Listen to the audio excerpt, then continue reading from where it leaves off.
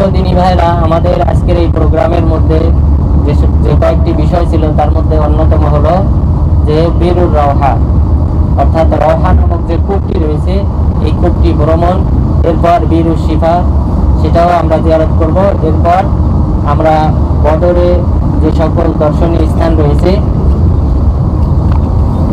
আরিশ অর্থাৎ রাসূল সাল্লাল্লাহু আলাইহি ওয়াসাল্লামের তাবু যেখানে ছিল, এরপর যে সকল সাহাবাগণ শাহাদাত বরণ করেছিলেন 14 জন তাদের কবর জিয়ারত, এরপর জাবালে মালাইকা ফেরেশতারা যেখানে অবতরণ করেছিলেন সেই পাহাড়। তো এই স্থানগুলি ইনশাআল্লাহ আমরা ভিজিট করব। তো এখন আমাদের সামনে কিছুদূর পরেই যে স্পটটা আসবে সেটা হলো বীরুর রওহা, অর্থাৎ রওহা নামক কূপ। তো এই বীরের রওহা, এটার ইতিহাস ইসলামী ইতিহাসের সাথে সম্পৃক্ত। এখানে রাসূল সাল্লাল্লাহু আলাইহি ওয়াসাল্লাম অসংখ্যবার এসেছিলেন, অনেকবার এখানে তিনি এসেছিলেন। বদর যুদ্ধের সময় তিনি এখানে এসেছিলেন, এরপর তিনি মক্কা বিজয়ের সময় তিনি এখানে এসেছিলেন, এরপর যখন হজ হয় সেই বছরও তিনি এই রওহা নামক স্থানে অবতরণ করেছিলেন। এরপর খয়বার যুদ্ধ থেকে যখন তিনি ফিরে আসেন তখনও তিনি এখানে এসেছিলেন। তো এইসব সফরের পিছনে কারণ ছিল যে এখানে এই কূপ ছিল, বীরুর রওহা নামক এই কূপটি ছিল এবং এই কূপের পানি মিষ্টি ছিল। তো রাসূল সাল্লাল্লাহু আলাইহি ওয়াসাল্লাম তিনি তার সৈন্যবাহিনী নিয়ে, সাহাবাদেরকে নিয়ে এই কূপের পানি পান করতেন এবং এই কূপের পানি পাথেয় হিসেবে তারা নিজেদের সাথে মশকে ভর্তি করে রাখতেন। এই কারণেই তিনি বারবার এখানে এসেছিলেন। প্রথম যে পয়েন্ট, যে রাসূল সাল্লাল্লাহু আলাইহি ওয়াসাল্লাম এখানে এসেছিলেন বদর যুদ্ধের সময়, তার দলিল হলো যে তিনি যখন সৈন্যবাহিনী নিয়ে এই রওহা নামক স্থানে পৌঁছান তখন তিনি মনে করলেন যে মদিনার একজন আমির বানানো দরকার। যদিও তিনি আব্দুল্লাহ ইবনে উম্মে মাকতুম রাদিয়াল্লাহু আনহুকে দায়িত্ব দিয়ে এসেছিলেন সালাত আদায় করার, যে তুমি মানুষদেরকে নিয়ে সালাত আদায় করবে, এই দায়িত্ব দিয়ে এসেছিলেন। কিন্তু যখন এই রওহা নামক স্থানে পৌঁছালেন তখন তিনি আবু লুবাবা আল আনসারী রাদিয়াল্লাহু আনহুকে মদিনার আমির করে এখান থেকে তাকে ফেরত পাঠান। তো তখন তিনি মদিনায় ফিরে যান এই রওহা নামক স্থান থেকে। এরপর রাসূল সাল্লাল্লাহু আলাইহি ওয়াসাল্লাম বিদায় হজ্জের সময় এবং পাশাপাশি অন্যান্য সফরের সময়, উমরার সফরের সময় তিনি যে এখানে এসেছিলেন তার দলিল হলো আব্দুল্লাহ ইবনে ওমর রাদিয়াল্লাহু আনহু তিনি বলেন, ইন্নান নাবিয়্য সাল্লাল্লাহু আলাইহি ওয়াসাল্লাম সাল্লা হাইসুল মাসজিদুস সাগীর আল্লাযী কুনা বিশারাফির রওহা। যে রাসূল সাল্লাল্লাহু আলাইহি ওয়াসাল্লাম সেই ছোট মসজিদে সালাত আদায় করেছিলেন, যে এই ছোট মসজিদটি শারাফুর রওহার পাশে, এবং এই দুই মসজিদের মাঝে দূরত্ব ছিল রামিয়াতুল হাজার, একটি পাথর নিক্ষেপ করলে যতটুকু দূরত্ব এতটুকু দূরত্ব পর্যন্ত ছিল এই দুটি মসজিদের ব্যবধান। তো এই দুই মসজিদের মধ্যে ছোট যে মসজিদটি ছিল সেই মসজিদে রাসূল সাল্লাল্লাহু আলাইহি ওয়াসাল্লাম সালাত আদায় করেছিলেন। এরপর দ্বিতীয় যে দলিল, তিনি বিদায় হজ অথবা উমরার সফরে তিনি এখানে এসেছিলেন রওহা নামক স্থানে, তার দলিল হলো উমাইর ইবনে সালিমা রাদিয়াল্লাহু আনহু তিনি বলেন যে বাইনামা নাহনু নাসিরু মা রাসূলিল্লাহি সাল্লাল্লাহু আলাইহি ওয়াসাল্লাম বি শারাফির রওহা ফাইদা হিমারুন ওয়াহশিন মাকুর। যে আমরা রাসূল সাল্লাল্লাহু আলাইহি ওয়াসাল্লাম শারাফুর রওহা নামক স্থান দিয়ে অতিক্রম করতেছিলাম, ওয়াহুম হুরুম, তারা সকলেই ইহরাম বাঁধা অবস্থায় ছিলেন। আর তখন আমরা একটা গাধাকে দেখতে পেলাম যে তার পা কেটে দেওয়া। তো পা কেটে দেওয়া অবস্থায় একটা গাধাকে দেখতে পাওয়ার পর রাসূল সাল্লাল্লাহু আলাইহি ওয়াসাল্লাম বললেন, দাউহু ইউশিকু সাহিবুহু আইয়াতিয়া, যে তোমরা তাকে এই অবস্থায় থাকতে দাও, আশা করা যায় অচিরেই যিনি এই গাধাটাকে শিকার করেছেন তিনি অচিরেই আসবেন। তখন এই সাহাবী উমাইর ইবনে সালামা আয-যমরি রাদিয়াল্লাহু আনহু তিনি বলেন, তখন বাহাজ গোত্রের এক ব্যক্তি আসলেন, বাহাজ গোত্রের এক সাহাবী আসলেন। সেই ব্যক্তি এসে বললেন যে হে আল্লাহর রাসূল, এই গাধাটা আপনাদের জন্য আমি শিকার করেছি। এটা আপনাদের জন্য স্বীকার করেছি। তখন রাসূল সাল্লাল্লাহু আলাইহি ওয়াসাল্লাম আবু বকর as-সিদ্দিক রাদিয়াল্লাহু আনহুকে নির্দেশ দিলেন যেন তিনি মানুষের মাঝে এটা বন্টন করে দেন। তখন তিনি মানুষের মাঝে বন্টন করে দিয়েছিলেন। তাহলে এই হাদিস থেকে আমরা জানতে পারলাম রাসূল সাল্লাল্লাহু আলাইহি ওয়াসাল্লাম ইহরাম বাঁধা অবস্থায় তিনি এখানে এসেছিলেন। এটা বিদায় হজ্জের ঘটনা হওয়ার সম্ভাবনা সবচেয়ে বেশি, অথবা কোনো উমরার সফরও হতে পারে। তো সেই সময় তিনি এই রওহা নামক স্থানে এসেছিলেন। আর উদ্দেশ্য হলো এখানে যে পানি পাওয়া যায় সেই পানিটা।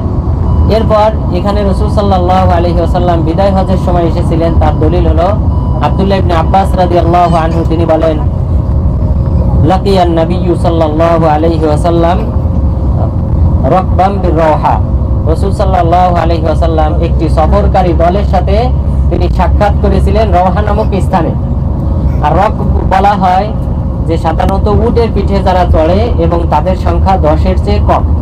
তাহলে উটের উপর সফরকারী 10-এর চেয়ে কম সংখ্যক বিশিষ্ট সফরকারী দলকে বলা হয় রকব। তো এমন একটা দলের সাথে রাসূল সাল্লাল্লাহু আলাইহি ওয়াসাল্লাম এই রওহা নামক স্থানে সাক্ষাৎ করেন। সাক্ষাৎ করার পর তখন রাসূল সাল্লাল্লাহু আলাইহি ওয়াসাল্লাম জিজ্ঞাসা করলেন, তোমরা কারা? তখন তারা বললেন যে আল মুসলিমুন, আমরা মুসলিম সম্প্রদায়। তখন ওই কওমের লোকজন তারা জিজ্ঞাসা করলেন যে আপনি কে?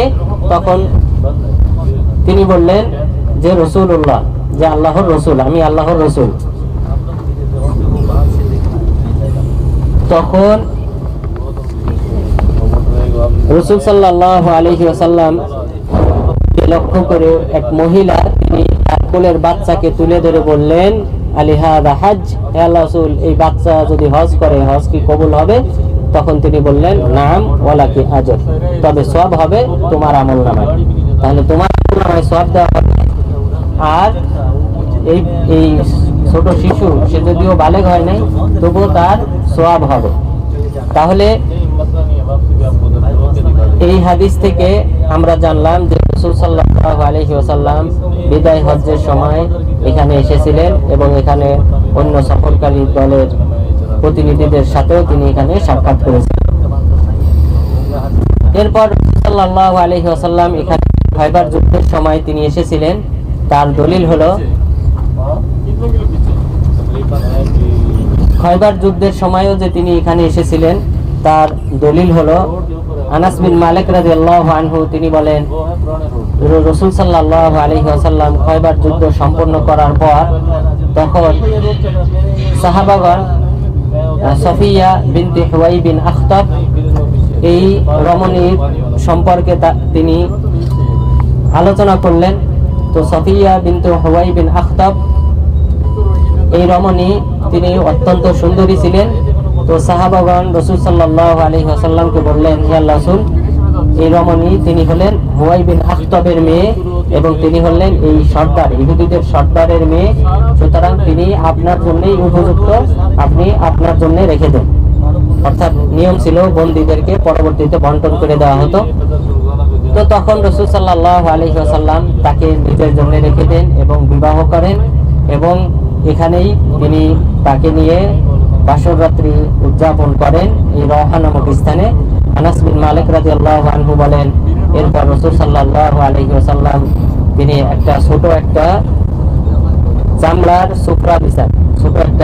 সুফরা বিছান, সেখানে তিনি কিছু হাইস বলা হয় খেজুর, এরপর পনির, এরপর ঘি, খেজুর, পনির এবং ঘি দ্বারা তৈরি একটা খাবার, যেটা আপনারা হারামে বিভিন্ন সময় ইফতারি সুফরাতে আপনারা দেখতে পান, এই খাবারটা দেওয়া হয়। তো এই খাবারের মাধ্যমে রাসূল সাল্লাল্লাহু আলাইহি ওয়াসাল্লাম ওলিমা করেছিলেন সফিয়া রাদিয়াল্লাহু আনহার পক্ষ থেকে। তাহলে ওই সময় রাসূল সাল্লাল্লাহু আলাইহি ওয়াসাল্লাম এই রওহা নামক স্থানে তিনি এসেছিলেন। এরপর এই রওহা নামক স্থানে তাহলে আমরা ইতিহাস থেকে জানলাম যে রাসূল সাল্লাল্লাহু আলাইহি ওয়াসাল্লাম এই স্থানে বারবার এসেছিলেন। কারণ হলো এই রওহা নামক যে কূপটি ছিল, এই কূপের পানি খাওয়ার জন্য, এই পানি পান করার জন্য এবং পাথর হিসেবে মশক ভর্তি করার জন্য, নিজেদের যে জীবজন্তু রয়েছে তাদের পানি পান করানোর জন্য বারবার তিনি এই সাল্লাল্লাহু আলাইহি ওয়াসাল্লাম এই স্থানে এসেছেন তা নয়, বরং অনেক নবীগণও এই রওহা নামক কূপের এখানে এসেছিলেন। এ সম্পর্কে রাসূল সাল্লাল্লাহু আলাইহি ওয়াসাল্লাম বলেন, লাকাদ মাররা বিস-সাখরা ফির রওহা 70 নাবিয়্যা, যে রওহা নামক স্থানে যে পাথরটি রয়েছে সেই পাথরের পাশ দিয়ে 70 জন নবী অতিক্রম করেছেন। ইয়াউম্মুনাল বাইতাল হারাম, তারা সকলেই আল্লাহ তাআলার ঘর বাইতুল্লাহর উদ্দেশ্যে তারা এখান দিয়ে পথ অতিক্রম করেছিলেন। কারণ হলো আপনারা জানেন যে অধিকাংশ নবীগণ তারা এসেছিলেন ফিলিস্তিনে। তো ফিলিস্তিন থেকে যখন তারা বাইতুল্লাহ যেতেন, তারা এই রওহা নামক স্থান অতিক্রম করে তারা বাইতুল্লাহ যেতেন। তো এখানে একজন নবীর নাম উল্লেখ করা হয়েছে, মিনহুম মূসা আলাইহিস সালাম। তাদের মধ্যে ছিলেন মূসা আলাইহিস সালাম আলাইহিল আবা, আর গায়ে ছিল আবা তথা জুব্বা, এরকম জুব্বা পরিহিত অবস্থায় মূসা আলাইহিস সালাম এই রওহা নামক স্থান অতিক্রম করেছিলেন। পাশাপাশি 70 জন নবী তারা এই রওহা অঞ্চল অতিক্রম করেছিলেন। তাহলে এখানে 70 জন নবীর কথা আমরা জানলাম, তার মধ্যে একজন নবীর নাম জানলাম, মূসা আলাইহিস সালাম। এরপর আরো একজন নবী তিনি আসবেন ভবিষ্যতে। তিনি হলেন কে? ঈসা আলাইহিস সালাম। ঈসা আলাইহিস সালাম তিনি এখানে আসবেন এই রওহা নামক স্থানে। রাসূল সাল্লাল্লাহু আলাইহি ওয়াসাল্লাম বলেছেন, ওয়াল্লাযী নাফসি বিয়াদিহি লা ইউহিল্লান্না ইবনু মারইয়াম হাজ্জান আও মু'তামিরান আও লা ইয়াসনিয়ান্নাহুমা, যে আল্লাহ